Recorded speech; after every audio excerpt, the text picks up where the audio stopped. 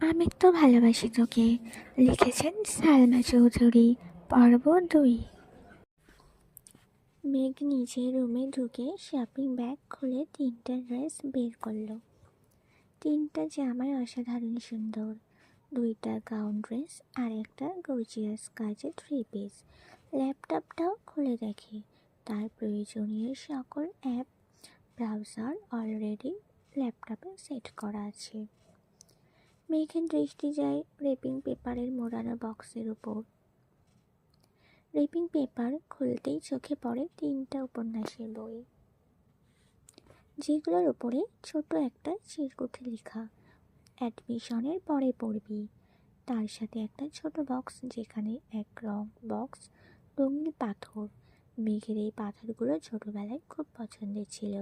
তার সাথে একটা iPhone 13 pro max mobile box.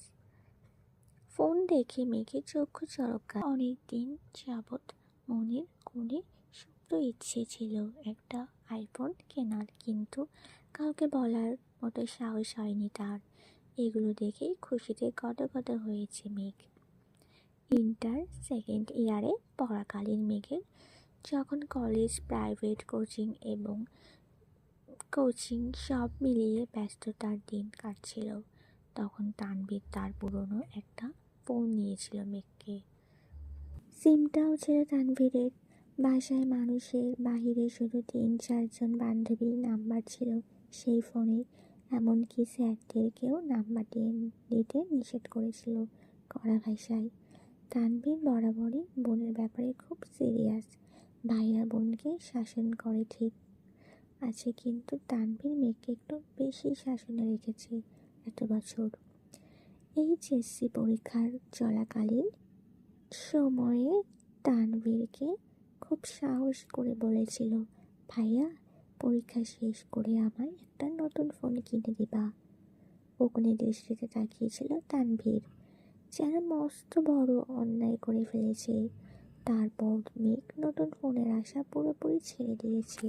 আজ সে না চাইতেই আইফোন পেয়ে গেছে, ল্যাপটপ পেয়ে গেছে। এই যেন মেঘ না চাইতেই চল। আর মনে ভাবছি, মনে হয় তানভীর ভাইয়া বলেছে ফোন আনতে আর ল্যাপটপ আনতে, না হলে উনি কিভাবে জানবে আমার ফোন নেই। এদিকে 1 ঘন্টা যাবত ফোনে মনোযোগ দিয়ে কি যেন কাজ করছে আবির। হঠাৎ আদি দৌড়ে এসে দাঁড়ায় দরজায়। আদি বলছে, ভাইয়া তোমায় খেতে ডাকছি। আবির, যা আসছি। 10 মিনিটের মধ্যে সাদা শার্ট পরে রেডি হয়ে নিচে নামলো আবির। ওই সময় তেমন কেউ নেই নিচে। বিকাল 4টা বাজে।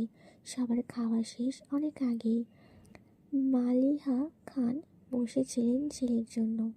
ছেলের ফিটফাট হয়ে রেডি হওয়া দেখে মালিহা খান জিজ্ঞেস করছে, কোথাও যাবি? আবির বলল, হ্যাঁ একটু কাজ আছে। আবির চুপচাপ খাবার খাচ্ছে। ছোটবেলায় যা যা সে পছন্দ করতো সব রান্না হয়েছে আজ। সব খেতে পারেনি, যতটুকু সম্ভব খেয়ে উঠে পড়েছে। এর মধ্যে তানভীর হাজির হয়েছে। শান্ত কণ্ঠে বলল, ভাইয়া রেডি আমি। এখন যাবে নাকি? লেট হবে। এখনই বের হব। মালিহা খান রান্নাঘর থেকে ডেকে বলছেন, গাড়ি নিয়ে বের হবি না? চাবি নিয়ে যা। গাড়ি লাগবে না আম্মু। 2 ভাই বের হয়ে গেল। যৌথ পরিবারগুলোর সবচেয়ে আনন্দময় সময় হলো সন্ধ্যাবেলা। বাড়ির সকলে মিলে হইচই করে বিকালে নাস্তা খাওয়া, একটু টিভি দেখা, খেলাধুলা করা, আড্ডা দেওয়া। সমস্যা শুধু বড় ভাই তানভীর সবসময় মেঘকে চোখে চোখে রাখে। কি করেছে, কি না করেছে, কখন খাচ্ছে, পড়াশোনা করেছে কি না, এই সব কিছুই দেখাই যেন তার একমাত্র কাজ। কিন্তু মিমার আদিকে কোনোদিন একটা ধমক পর্যন্ত দেয়নি তানভীর। এ কেমন দুমুখ ব্যবহার। তানভীর যতক্ষণ বাসার বাইরে থাকে, মেঘ ততক্ষণ মুক্ত স্বাধীন। তানভীর বাসায় না থাকায় 3 ভাই বোন মিলে ছোটাছুটি করছে। মেঘ যা বলে ছোট 2টা তাই করে। মেঘ আর আবিরের এখনো দেখা হয়নি। মেঘ কোচিং থেকে এসে রুমে যে ঢুকেছিল, তার গিফট নিয়ে ব্যস্ততার কারণে সবে মাত্র রুম থেকে নিচে এসেছি, অন্যদিকে আবির বাসা থেকে চলে গেছে আরও 2 ঘন্টা আগে। মেঘ, মিম আর আদির ছোটাছুটি শেষ হয় বড় আম্মুর জনাব আলী মোহাম্মদ খানের বাসায় প্রবেশ দেখে। আলী মোহাম্মদ খান বাসায় ঢুকতে ঢুকতে নিজের স্ত্রী মালিহা খানকে জিজ্ঞেস করলেন, আবির কোথায়? মালিহা খান উত্তরে বললেন, ও তো তানভীরকে নিয়ে বের হলো, বলল কি কাজ আছে। আলী আহমদ খান সোফায় বসতে বসতে মেঘের দিকে তাকিয়ে প্রশ্ন করলেন, পড়াশোনায় কী অবস্থা আম্মু? মেঘ শান্ত স্তরে উত্তর করল, আলহামদুলিল্লাহ ভালো বড় আব্বু। তবে তবে কি? প্রশ্ন করলেন আলী আহমদ খান। আমার ফিজিক্স আর ম্যাথে একটু সমস্যা, কোচিংয়ের সাথে গোলাতে পারছি না, প্রাইভেটগুলোতে অনেকটা এগিয়ে গেছি। আলী আহমদ খান বললেন, ঠিক আছে, তোমার জন্য প্রাইভেট টিউটর নিয়ে আসবো, কাল বা পরশুর মধ্যেই ম্যানেজ করতেছি। তুমি চিন্তা করো না, মন দিয়ে পড়াশোনা করো আম্মু। তোমার ভাই তানভীর তো আমার কোনো কথা শুনলে না, আর না শুনে তোমার আব্বুর কথা। কোথা থেকে মাথায় ভূত চেপেছে রাজনীতি করবে, পড়াশোনায় গুরুত্ব না দিয়ে রাজনীতিতে গুরুত্ব দিচ্ছে। তুমি পড়াশোনা করো ভালো করে, মেডিকেল অথবা ঢাকা বিশ্ববিদ্যালয়ে যেন চান্সটা হয়ে যায়। জি বড় আব্বু, চেষ্টা করব। খেয়েছো কিছু তোমরা? আলী আহমদ খান জিজ্ঞেস করলেন। এবার উত্তরটা মিম দিল, হ্যাঁ বড় আব্বু, খেয়েছি আমরা। ঠিক আছে, এখন রুমে গিয়ে পড়তে বসো। 3 ভাই বোন কোনো কথা না বলে 3 দিকে যার যার রুমে চলে যাচ্ছে। রাত 9টায় বাড়িতে ঢুকে আবির আর তানভীর খাবার টেবিলে খেতে বসছেন। 3 ভাই আর আদি, মিম, মেঘ কেউ নেই। রান্নাঘরে 3 যা খাবার রেডি করছে। বিকেলে আবির সাদা শার্ট পরে বেরিয়েছিল। সাদা শার্টে 2-3 জায়গায় একটু ছোট রক্ত লেগে আছে, আর আবিরের হাতে 3টা 1 টাইম ব্যান্ডেজ লাগানো। নজরে পড়ে ইকবাল খানের। কী রে আবির, তোর হাতে কি হয়েছে? শার্টের বা দাগ কিসের? এই কথা শুনে ছুটে আসেন আলিয়া খান। কি হয়েছে আবির? বুকের ভেতর চ্যাট করে উঠেছে। একমাত্র ছেলের শরীরের একটা আচরও মা সহ্য করতে পারেন না। আবির, তেমন কিছু না, হাতে একটু লেগেছিল, ঠিক হয়ে যাবে, চিন্তা করো না। আর কথা না বাড়িয়ে সিঁড়ির কাছে চলে যায় আবির। আলী আহমদ খান ছেলের দিকে তাকিয়ে প্রশ্ন করেন, খাবি না? না আপু, বিকালে খেয়েছি, খিদে নেই। এই বলে রুমের দিকে চলে যায় আবির। আবিরের কণ্ঠ শুনে মেঘ রুম থেকে বের হয় তাড়াতাড়ি। এতগুলো গিফট দিয়ে অবশ্যই ধন্যবাদ জানানো উচিত। 7 বছরের ভাইয়ের মুখটাও দেখেনি সে। কিন্তু মেঘ রুম থেকে বের হতে হতে আবির রুমে ঢুকে গিয়েছে। মেঘের চোখ মুখে নীরবতা। নিচে গিয়ে সবার সাথে খেতে বসে। তানভীরও খেতে বসেছে হাত মুখ ধুয়ে। ইকবাল খান তানভীরকে উদ্দেশ্য বলে, তুই তো ছিলিস আবিরের সাথে, কি হয়েছে বল? তানভীর, চাচু, আমি তো ভাইয়ার সাথে বের হয়েছিলাম, কিন্তু পরে আমি পার্টি অফিসে চলে গিয়েছিলাম, তাই সঠিক জানি না। মেঘ যেন কিছুই বুঝতে পারছে না। বাড়িতে এসেছে 7-8 ঘন্টা হয়ে গেছে মানুষটার, অথচ সে এখনো দেখেনি তাকে। তার মধ্যে আবার কী ঘটনা ঘটিয়ে ফেলেছে। সে শুধু চাচু আর ভাইয়ার মুখের দিকে তাকাচ্ছে বারবার। আহমদ আলী খান গম্ভীর স্তরে তানভীরকে বললেন, সে তো তোমার ভাই, কম বন্ধু বেশি। তাকে বলে দিও কোনো প্রকার মারপিট আর রাজনীতি যেন না জড়াই। আর এটাও বলে দিও তাকে, তার বয়সটা কিন্তু আমি পার করে এসেছি। তাকে দেশে এনেছি মারপিট করার জন্য না, আমাদের ব্যবসা হাল ধরার জন্য। তানভীর, আসলে বড় আব্বু সামান্য হাত কেটেছে ভাইয়ার। আলী আহমদ খান, থাক, আমায় কিছু বলতে হবে না। কোনটা মারপিট আর কোনটা কেটে যাওয়া আমি তা বুঝি। তুমি তো নিজেই রাস্তা বেছে নিয়েছো, অন্তত তাকে বোঝাও এইসবে যেন না জড়ায়। তানভীর, যে বড় আব্বু। মেঘ আচমকা প্রশ্ন করে বসে, কি হয়েছে? তানভীর মেঘের দিকে চোখ রাঙিয়ে তাকিয়ে বলে, তুই চুপচাপ খা। ইকবাল খান বড় ভাইয়ের দিকে তাকিয়ে বলে, আবির কেন মারাপিট করবে? এত বছরে বাহিরে ছিল ছেলেটা, এখানে ওর কি এমন শত্রু আছে? বাড়ির সবার মধ্যে নীরবতা, কেউ কোনো কথা বলছে না। মেঘ মনে মনে ভাবছে, আবির ভাইয়া মারপিট করেছে, কিন্তু কেন? এত বছর ভাবতাম আমার ভাই পচা রাজনীতি করে, আমায় শাসন করে, কিন্তু আবির ভাই তো দেখা যাচ্ছে পুরোই হিটলার।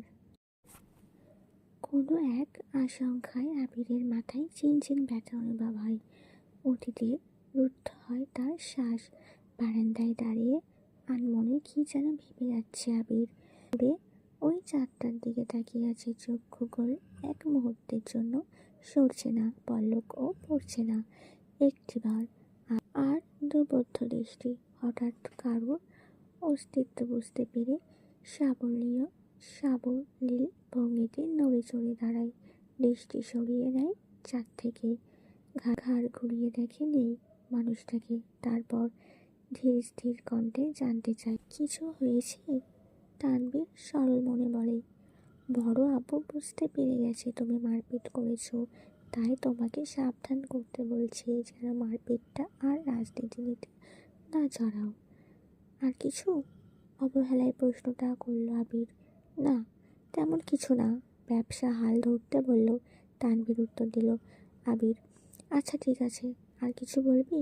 তানভীর, ভাইয়া মাথা ঠান্ডা করো তুমি, বাদ দাও প্লিজ। আমি তোমাকে শুধু জানিয়েছিলাম বিষয়টা। তুমি যে এমনভাবে দেশে চলে আসবে আর এইভাবে ঝামেলা হবে সেটা আমি ভাবতে পারছি না। বুঝতে পারলে আমি আগেই ব্যাপারটা সলভ করে ফেলতাম। আবির, তুই আমায় বাদ দিতে বলছিস? বা তানভীর, আমি ওইভাবে কিছু বলিনি ভাইয়া, যা হবার তো হয়েছে, তুমি যা করেছো এরপর আশা করি আর কিছু হবে না। ভাই, তাই বলছিলাম ওই সব চিন্তা বাদ দিয়ে একটু রেস্ট নাও, অনেকটা জার্নি করে এসেছো। আবির, আচ্ছা তুই এখন যা, এরপর থেকে আমার ব্যাপারে তোকে যেন কেউ কিছু না বলে, এটা সবাইকে বলে দিস। এত বছর বাইরে ছিলাম, এখন তো আমি বাড়িতে আছি, যার যা কথা সব যেন আমায় বলে সরাসরি। আর আগামীকাল 12টার আগে কেউ যেন ডাকতে না আসে আমায়। তানভীর, আচ্ছা ভাইয়া, আসছি আমি। এতক্ষণে মেঘে ঢেকে গেছে চাঁদ। অসীম দূরত্ব তাকিয়ে কি যেন ভাবছে ছেলেটা। তারপর রুমে ঢুকে দরজা আটকে ব্যাগ থেকে একটা সিগারেট বের করে, বারান্দায় বসে সিগারেট জ্বালিয়ে ঠোঁটে ধরে। দৃষ্টি পড়ে দূরের গাছের পাতায় ফাঁকে ল্যাম্পপোস্টের ক্ষুদ্র আলোর দিকে। তার নিচে 2-3টা কুকুর আপন মনে চিল্লাচিল্লি করছে। সিগারেটটা খাওয়াটা আবিরের নিত্যদিনের অভ্যাস না। যখন সে খুব চিন্তিত থাকে বা যখন নিজের কন্ট্রোল করার সর্বশক্তি হারিয়ে ফেলে, তখন সিগারেটের ধোঁয়ার মধ্যে দিয়ে কষ্ট, চিন্তা আর অভিমানগুলোকে উড়িয়ে দেয়। সিগারেটে কয়েকটা টান দিয়ে সিগারেটটা ফেলে দেয়। তারপর টান টান হয়ে শুয়ে পড়ল নিজের বিছানায়। মাথার নিচে 2 হাত রেখে চোখ বুজল। মেঘ খাবার খেয়ে রুমে এসে 2-3 ঘন্টা টানা পড়াশোনা করলো। HSC পরীক্ষা শেষ হলো। 1 মাসও হয়নি, কিন্তু পড়াশোনা যেন 3 গুণ বেড়ে গেছে। অ্যাডমিশন একটা মস্ত বড় যুদ্ধ তার। একমাত্র অস্ত্র হলো পড়াশুনো, তার সাথে অঙ্গাঙ্গিভাবে জড়িয়ে আছে ভাগ্য। HSC রেজাল্ট কবে দেবে ঠিক নেই, পাশ করবে কিনা তাও জানা নেই, কিন্তু অনিশ্চিত ভবিষ্যতের জন্য প্রস্তুতি আগেভাগেই নিতে হচ্ছে। বয়সের তুলনায় মেয়েটা পড়াশোনায় একটু বেশি এগিয়ে গেছে। 18 বছর বয়সে পা দিল, সবে মাত্র 2 মাস হয়েছে। তার মধ্যে HSC পরীক্ষা শেষ। কয়েক মাস পরে সে স্নাতক শিক্ষার্থী হতে চলেছে। ভাবতেই কেমন যেন নিজেকে বড় বড় মনে হয় মেঘের। পড়াশোনা শেষ করে নিজের বিছানায় শুয়েছে, হাতে তার নতুন মোবাইল। কিন্তু করবে কি সে? না আছে ফেসবুক, আর না আছে অন্য কোনো অ্যাকাউন্ট। ইউটিউবে ঢুকে কয়েকটা ভিডিও দেখে মোবাইল রেখে দেয়। শুয়ে ভাবতে লাগে আবির ভাইকে ধন্যবাদ জানানো দরকার, কিন্তু সে তো ভয়ে দাঁড়াতেই পারবে না আবিরের সামনে। পুরনো স্মৃতিগুলো ভাবতে থাকে। মেঘ সবে মাত্র 5ম শ্রেণী উঠেছিল। বয়সের গণ্ডি 9-10-এর মাঝামাঝি। তখন মেঘের একটা বন্ধু হয়েছিল, নাম জয়। ছেলেটা স্কুলে নতুন এসে বন্ধুত্ব করেছিল মেঘের সাথে। ছোটবেলায় পিচ্ছিদের বন্ধুত্ব যেমন ছিল, চকলেট শেয়ার করা, টিফিন শেয়ার করা, একসাথে খেলাধুলা করা, একটা সপ্তাহ হয়নি তাদের বন্ধুত্ব। 7 দিনের মাথায় আবির স্কুলে গিয়ে মেঘকে আর জয়কে একসাথে খেলতে দেখে। স্কুলের সবার মাঝখানে মেঘের গালে কয়েকটা থাপ্পড় বসিয়ে দিয়েছিল, আর রাগের স্বরে বলেছিল, তোকে যদি আর কোনোদিন কোনো ছেলের সাথে কথা বলতে বা খেলতে দেখি তাহলে তোর খবর আছে।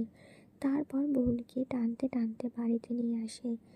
একটা বার বোনের দিকে তাকিয়েও দেখেনি। গালে আবিরের 5 আঙুলের দাগ বসে গিয়েছিল। সেই যে থাপ্পড় দিয়েছিল মেঘ 1 সপ্তাহ জ্বরে পড়েছিল। মেঘ ছোটবেলা থেকে খুব অভিমানী ছিল। ছোট মেয়েটা একই থাপ্পড়ে ভয়ে আর আতঙ্কে আর কখনো আবিরের দিকে চোখ তুলে তাকায়নি। কথা বলা তো দূরের বিষয়, আবির বাসায় থাকাকালীন রুম থেকে বেরই হয়নি। মেঘ বালিকা, আবিরও কখনো খোঁজ নেয়নি মেয়েটার। ছোট মেঘের মনে তখনই জন্ম নেয় আবির ভাইয়ের প্রতি অভিমান, সীমাহীন অভিযোগ, কষ্ট আর বিতৃষ্ণা। 2 বছর পর দেশ ছাড়ে আবির। এই সময়ের মাঝে মেঘ আবিরের সাথে এক টেবিলে খেতে অভ্যস্ত না। আবিরকে দেখলেই যেন ছুটে পালাতো মেঘ। আবির বিদেশ চলে যাওয়ার পর মেঘ আবিরের ভয় থেকে নিজেকে সাবলীল করে আপন মনে রাজত্ব করতে থাকে খান বাড়িতে। আবিরের পাশের রুমটাই তার দখলে চলে আসে। আবির থাকলে হয়তো কখনোই সে ওই রুমে আসতো না। বিদেশে যাওয়ার পর আবির সবার সাথে ভিডিও কলে কথা বলেছিল, কিন্তু কথা হয়নি মেঘের সাথে। 2-1 বার মেঘের কথা জিজ্ঞেস করেছিল ঠিকই, কিন্তু মেঘ আতঙ্কে কথা বলতে চায়নি। এরপর থেকে আবিরও কখনো মেঘের কথা জিজ্ঞেস করেনি। এত বছর পর ভাই বাড়ি এসেছে, এখনো দেখা হয়নি তার সাথে। এরই মধ্যে মারপিট করে ফেলেছে। ছোটবেলায় অনুভূতি প্রকাশ না করতে পারলেও আজ আবিরের কর্মকাণ্ডের কথা শুনে মেঘের মনে একটা নামই ঘুরপাক খাচ্ছে। সেটা হলো হিটলারের সাথে আবিরের একটা মিল বা বেমেল তা বিবেচনা করার বিন্দু পরিমাণ ইচ্ছে নেই তার। মাথায় একটা চিন্তায় ঘুরছে, ধন্যবাদ জানানো উচিত কিনা। সে কি আদৌ কথা বলতে পারবে হিটলারের সাথে? এসব ভাবতে ভাবতে ঘুমিয়ে পড়ল।